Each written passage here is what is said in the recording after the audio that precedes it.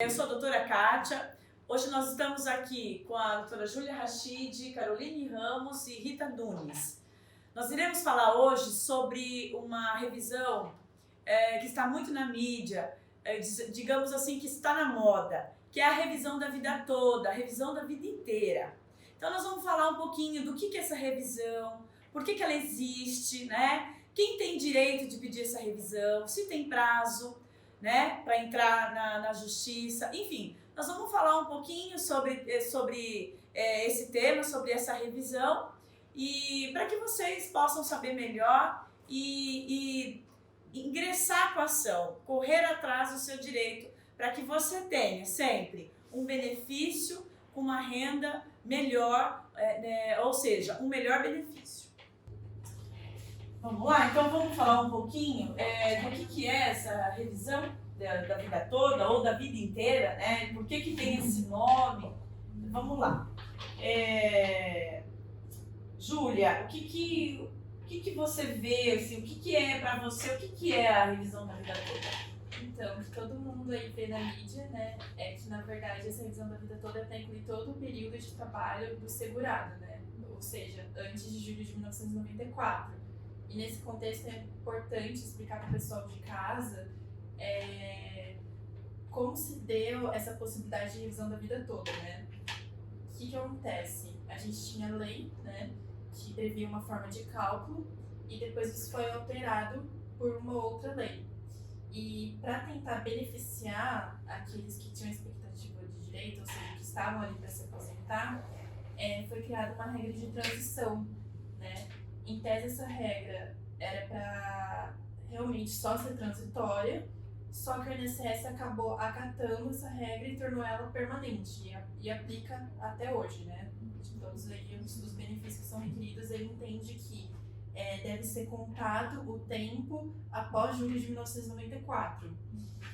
Então, basicamente, né?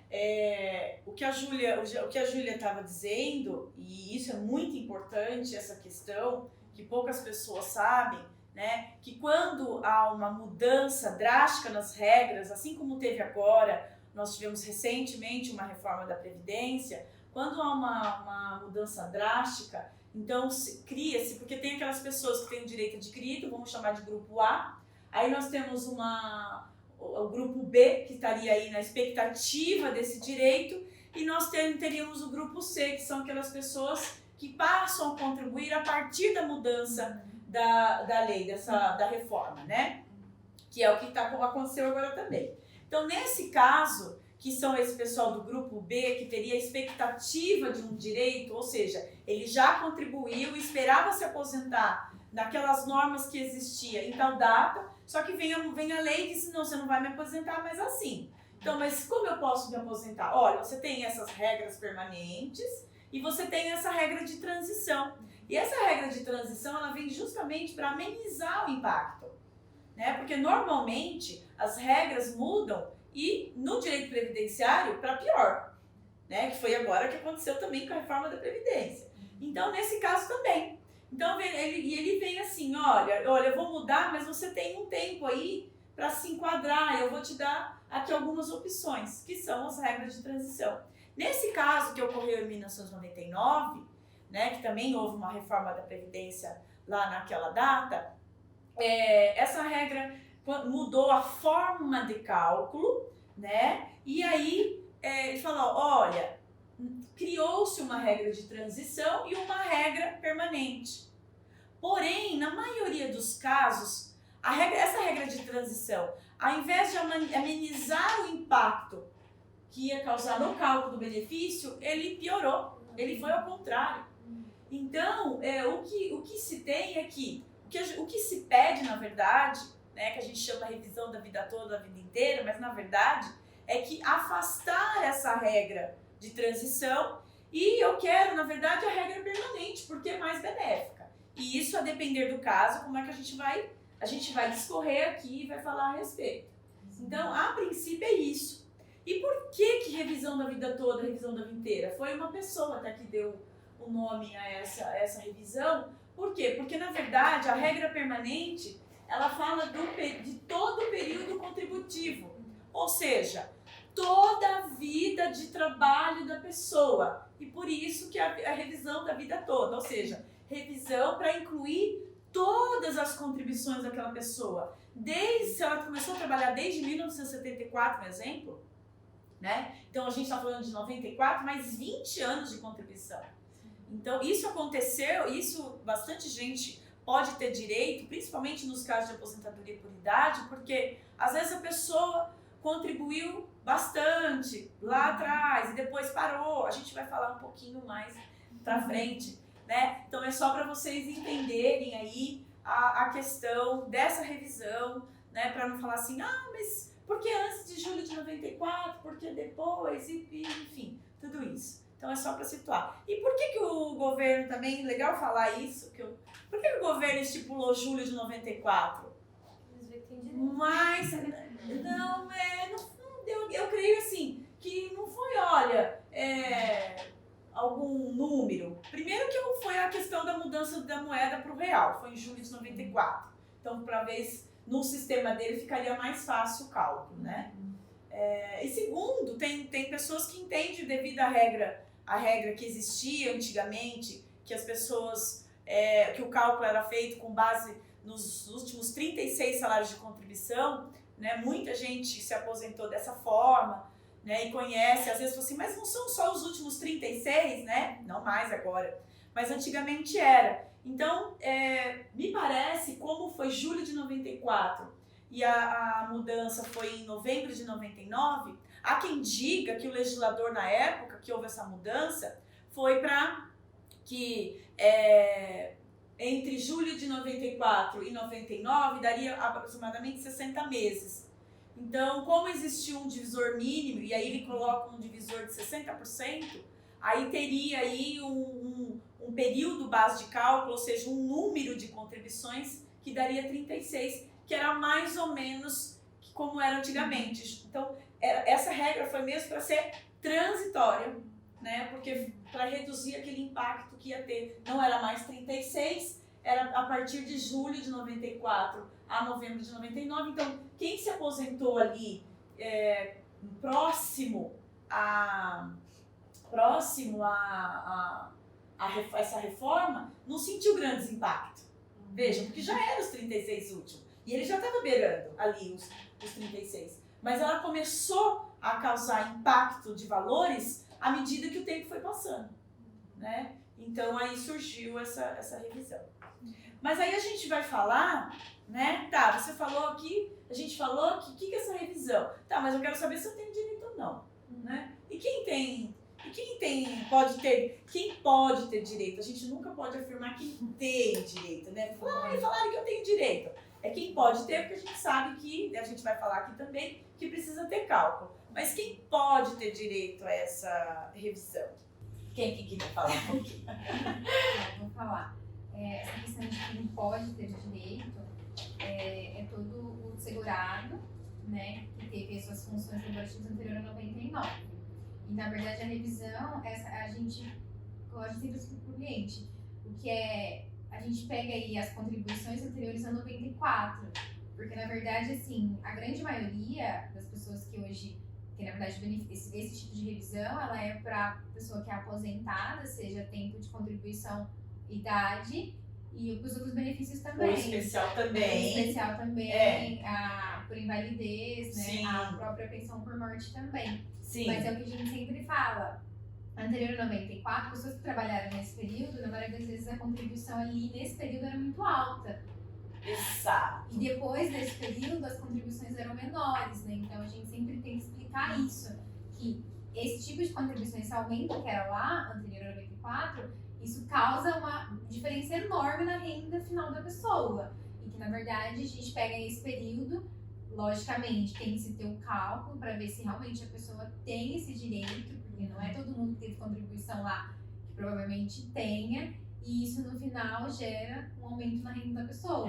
Por isso é interessante o cálculo. Isso. Inclusive, nós temos um caso do seu Oswaldo Eustáquio, que eu acho que é justamente isso. Ou seja, por que a gente está falando aqui, que a Rita falou, dos salários de contribuições mais alto, né? Porque por vezes a pessoa às vezes tem ali, começa a trabalhar, tem um cargo melhor, ou consegue contribuir melhor ali no começo da carreira e tal. Então vai passando o tempo, ou a pessoa fica desempregada, ou fica desempregada, aí vai exercer uma atividade autônoma, e aí não recolhe mais, recolhe ali às vezes pelo mínimo, né? Então a gente vê bastante disso, assim, nos nossos clientes. E o que a gente percebe é que, e aí essa pessoa vai o quê? Vai se aposentar com salário mínimo. Porque se ele desde julho de 94, né, que é desde julho de 94 até o mês anterior à data em que a pessoa vai dar a aposentadoria. Então, às vezes, ele não tem tantas contribuições assim, às vezes o suficiente para aposentadoria, às vezes, né, são uns 15 anos, mas boa parte dela aconteceu antes de julho de 94. Então, essa pessoa, além de não fazer recolhimentos com valores substanciais, ela vai ser pega aí com divisor mínimo, que é um divisor que se aplica quando a pessoa, num determinado período de tempo, não tem um mínimo de contribuições que a lei exige. A gente pode depois falar disso num outro vídeo, é uma questão um pouco mais complicada de se explicar, né? Mas aí a pessoa acaba se aposentando com o mínimo. E essa revisão, ela vem justamente para eu diria, manter uma justiça para essa pessoa, né? Falar, poxa vida, eu contribuí com valores bons e agora eu vou receber o mínimo, né? Aconteceu com o seu Oswaldo, que se aposentou em... Seu Oswaldo. O seu Oswaldo ainda tá aqui, né? Aí. Ele se aposentou em maio de 2017. Maio de 2017, seu Oswaldo. Com uma renda de 880, acredito que seja o salário mínimo da época. 880. Então, o seu Oswaldo se aposentou com o mínimo, tá? Aí o seu Oswaldo nos procurou e aí a gente fez os cálculos dele, né? E acho que ele é justamente que se enquadra, porque ele trabalhou e, assim, uma empresa grande. Ele trabalhou muito em empresas altas, trabalhava em banco. E depois começou a desenvolver atividade como autônomo. Justamente o exemplo que eu citei aqui. Sim. Né? Que ele começou a trabalhar em empresa, tinha um bom salário e depois, infelizmente, contribuiu com o mínimo, né? Não manteve as contribuições. E aí o seu Oswaldo foi para? Aproximadamente R$2.600. Atual ou já RMI? RMI, né? Em 2017 era para ser. O atual...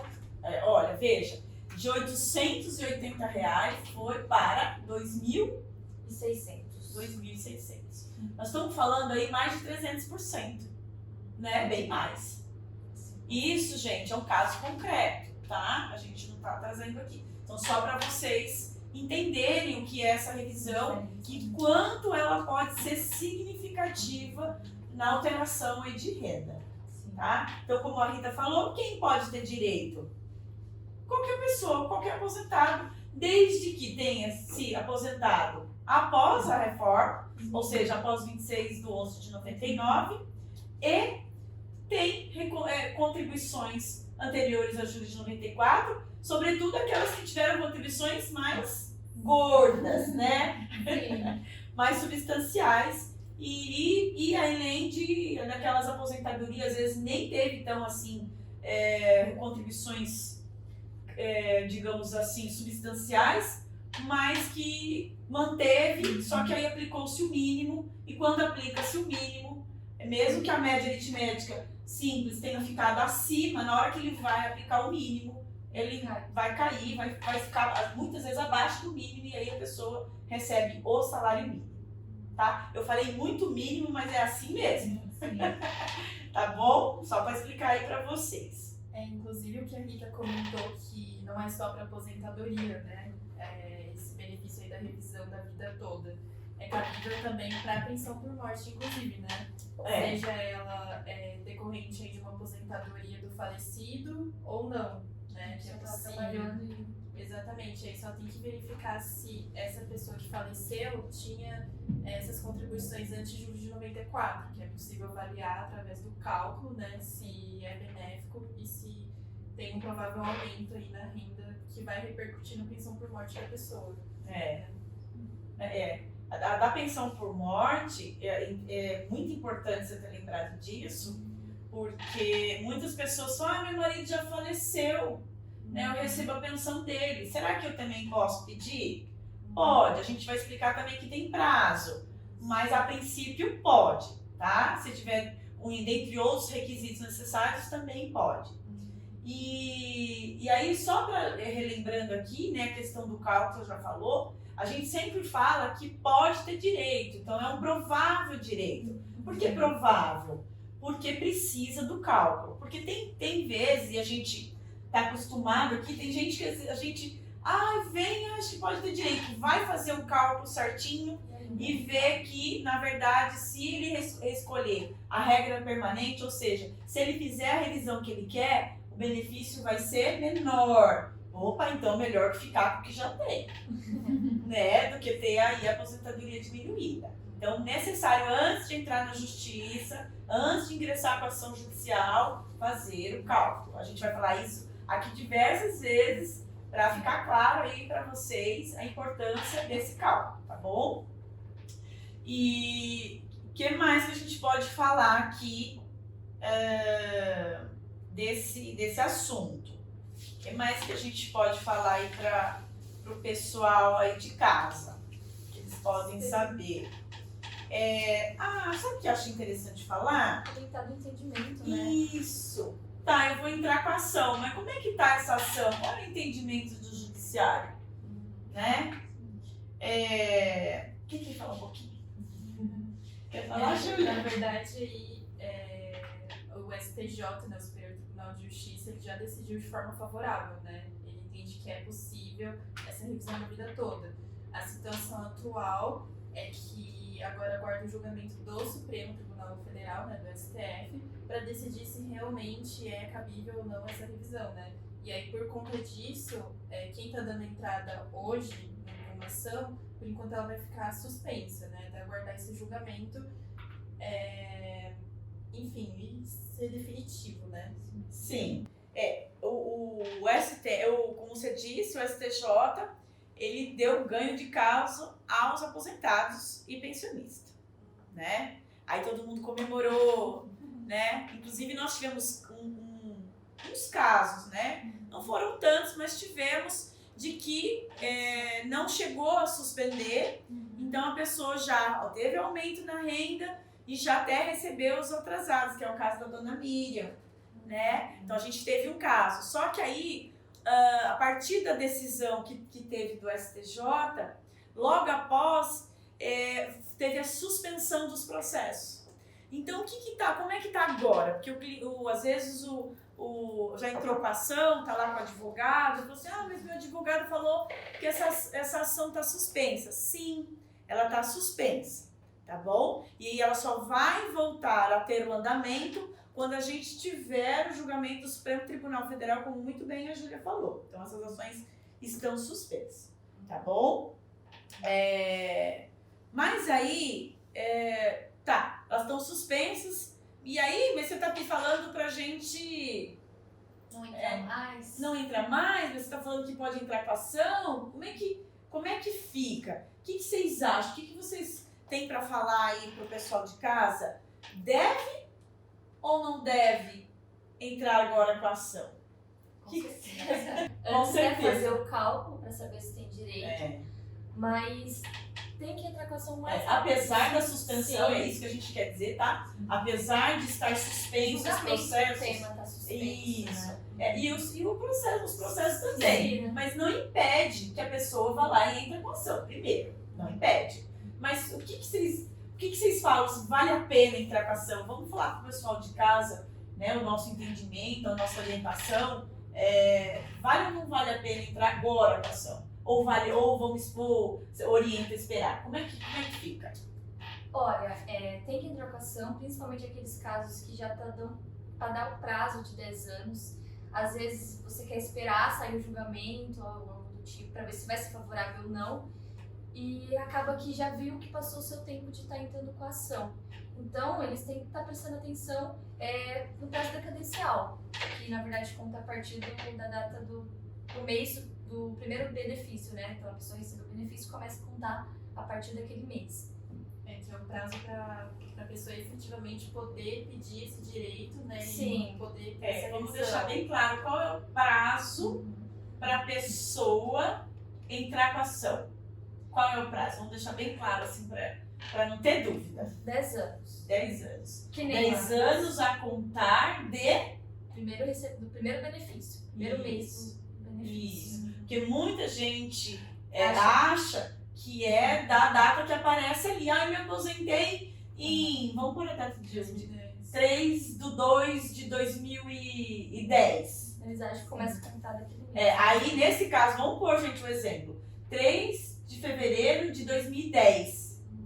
Se você olhar na carta ali e falar, puxa vida, já passou meu tempo.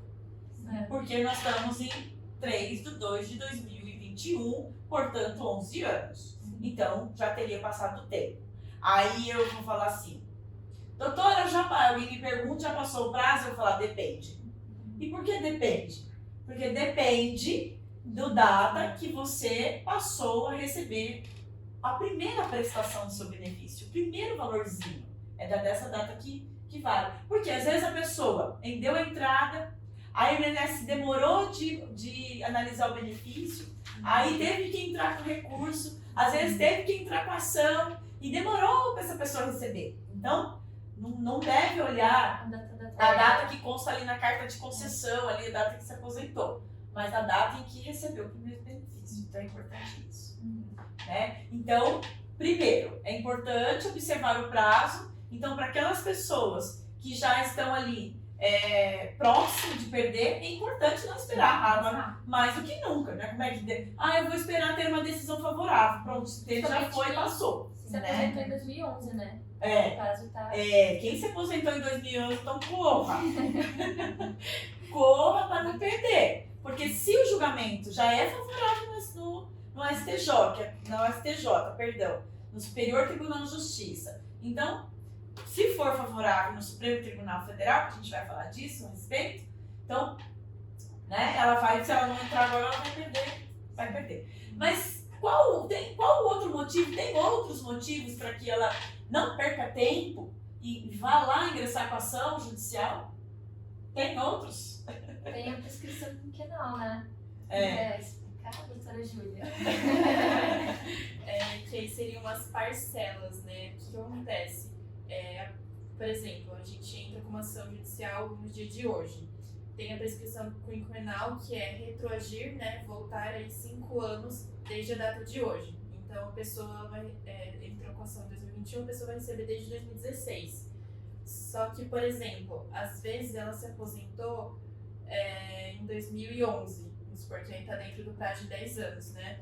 E ela só vai receber desde 2016, entendeu? Então, se ela tivesse entrado talvez um pouquinho antes, ela conseguiria receber um pouquinho mais do valor, né? E aí é por isso que é importante entrar o quanto antes, né? Para poder garantir o recebimento da maior quantidade de parcelas, Isso. né? Eu costumo dizer que quanto antes entrar com a ação, mais valor tem para receber, porque tem direito de mais parcelas. Mas eu não estou entendendo isso, dessa prescrição quinquenal, né? Como a Júlia falou, retroage 5 anos. Então a Júlia deu um exemplo de 2011. E eu vou dar um exemplo de 2015. Por quê? Porque ela pode esperar mais um pouco, porque o prazo de 10 anos dela ainda não passou, vai ser 2025, certo? Só que, como a Júlia disse, se eu entrei em 2021 com uma ação, eu só vou conseguir receber os últimos 5 anos. Então, eu vou conseguir receber não mais desde 2015, né? Eu vou pegar a partir de 2016. Então, aí eu já estou perdendo um ano. Então, a cada mês que eu demorar, a cada dia que eu demorar de entrar com a ação, eu estou perdendo um mês de diferença. Né? Porque se eu vou esperar um pouquinho, eu vou entrar só em 2022, ela vai perder um ano de atrasados, se ela entrasse agora. E assim sucessivamente. Então, por isso que, além de observar se o prazo já está próximo, é importante também observar, mas eu ainda tenho tempo. tem tempo, mas pode ficar com valores menores. E por que a gente fala isso também, de importante de entrar com a ação? Tem também que no momento em que você entra com a ação, que faz o pedido na justiça, esse prazo a gente chama ele se interrompe. Ou seja, ele para de contar ali. Então, o que vai acontecer? Você vai receber dos últimos 5 anos, e se ficar parado na justiça lá, o STF demorar de julgar 1 ano, vamos por isso, ele vai receber mais 1 ano. E quantos anos forem necessários. Então, às vezes, a pessoa consegue receber os atrasados de 7, 8 anos. Né? Então, é importante, porque também se eu esperar, né? Além dele perder lá atrás, ele perde aqui na frente também, de ganhar. Tá bom, gente? Então, a importância, primeiro que dá para entrar, não precisa esperar, porque apesar da suspensão, dá para dar entrada. Segundo, que não vejo por que a pessoa não ingressar com a ação agora e esperar. Tá joia? O que mais que a gente pode falar da revisão da vida toda aí? Nós temos mais exemplos de caso para mostrar para o pessoal que essa vantagem, essa revisão vale a pena. E até, por exemplo, né, que foi citado aqui o caso de outro cliente, que a gente acabou dando entrada na ação dela bem antes, né, em 2019. E foi antes da determinação de suspensão dos processos. E acabou saindo a sentença antes disso e já foi implantada essa revisão, então atualmente ela já está recebendo o valor corrigido, né? Agora, já o valor corrigido e já recebeu os últimos 5 anos, né? Esse caso que a gente citou. É um exemplo de uma pessoa aí que entrou logo e acabou se beneficiando. Isso. Diz que o direito não socorre quem dorme. Então. Nós temos outro caso aqui, que nosso cliente, Valmir, ele se aposentou em outubro de 2017, com uma renda... Também em 2017? Com uma renda razoável, 2.160. Mas com a revisão da vida toda, a renda dele foi para 4.745. Uau! O dobro. O dobro. Realmente, essa revisão, ela costuma ter uma vantagem financeira grande, né? O aumento sempre é alto, costuma ser. Claro que vai depender de cada caso, tá? Por isso que assim, meu amigo tem direito porque eu não tenho. Gente, essa ação, ela o cálculo deve ser feito individualizado. Por quê? Porque cada caso é um caso. E não rotular também, né? Não. Porque você imagina, ele já recebe um valor bom. Se ele não se interessasse em saber se ele tinha direito, ele poderia perder essa oportunidade. Porque as pessoas acham, só que recebe o mínimo muitas vezes. Isso, e não é verdade. Não é verdade. Isso, não é verdade. Porque às vezes a pessoa tem já uma boa aposentadoria e a gente pode dizer, como a gente já está na prática, é um valor considerável, se tratando que é um valor de 2017. A gente tem a média da aposentadoria da população brasileira hoje, ela não é boa, assim, ela é baixa, né? A média é baixa, isso aí é uma aposentadoria boa.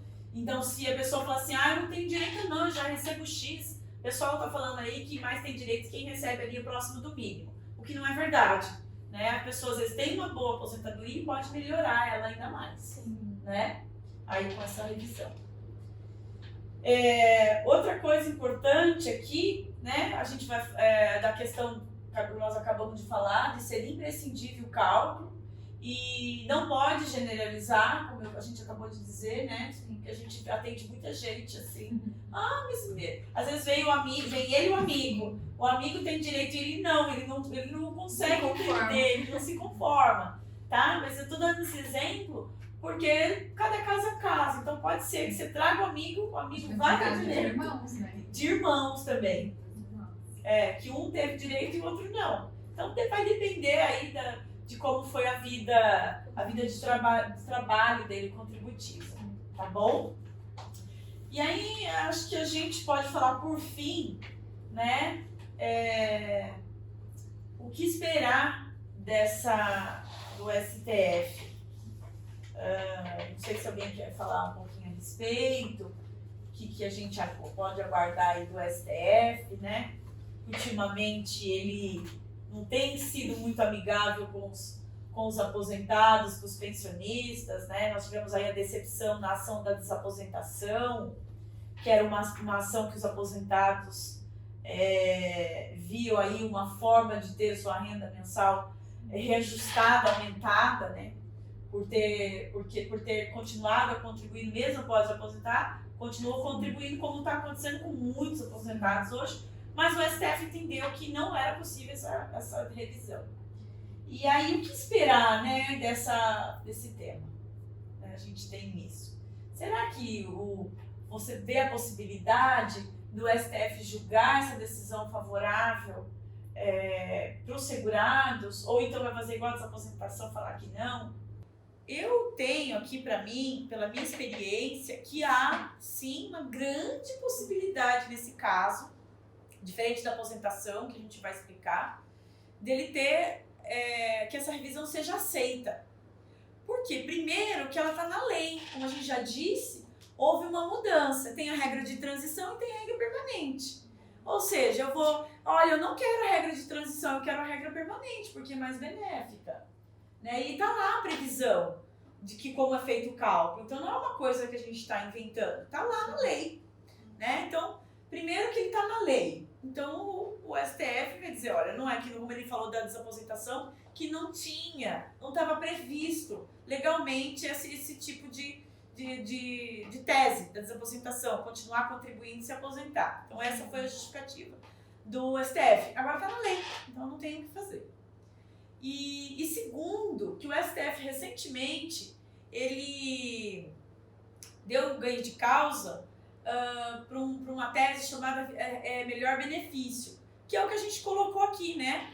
Que a pessoa, na verdade, essa revisão poderia também ser chamada de melhor benefício. Por quê? Porque eu tenho, olha, você vai ter, se você se aposentar com a regra de transição, você vai ter R$880, como o seu Oswaldo. E se você se aposentar com a regra permanente, você vai ter 2.600, que agora não lembro o nome.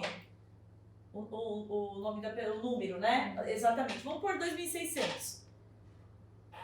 Qual é o melhor benefício? 2.600. Então a pessoa iria escolher, e por óbvio, ele escolheu da regra permanente porque é mais benéfico. Como teria caso que o INSS poderia apresentar? Olha, a regra de transição fica aí 2.000. E se você colocar a regra permanente, fica 1.500. Então, eu tenho direito de escolher o melhor benefício, eu escolho a regra de transição. Então, na verdade, essa revisão poderia ser chamada melhor benefício. E o STF já decidiu que, né, positivamente, que o segurado pode e deve, né, o INSS deve apresentar todas as hipóteses e ele escolher o melhor benefício. Então, essa tese já está decidida. E como ela é parecida, né, claro que com outros, a gente está falando de outros artigos de lei, outros requisitos, mas, na verdade, é que existe essa possibilidade.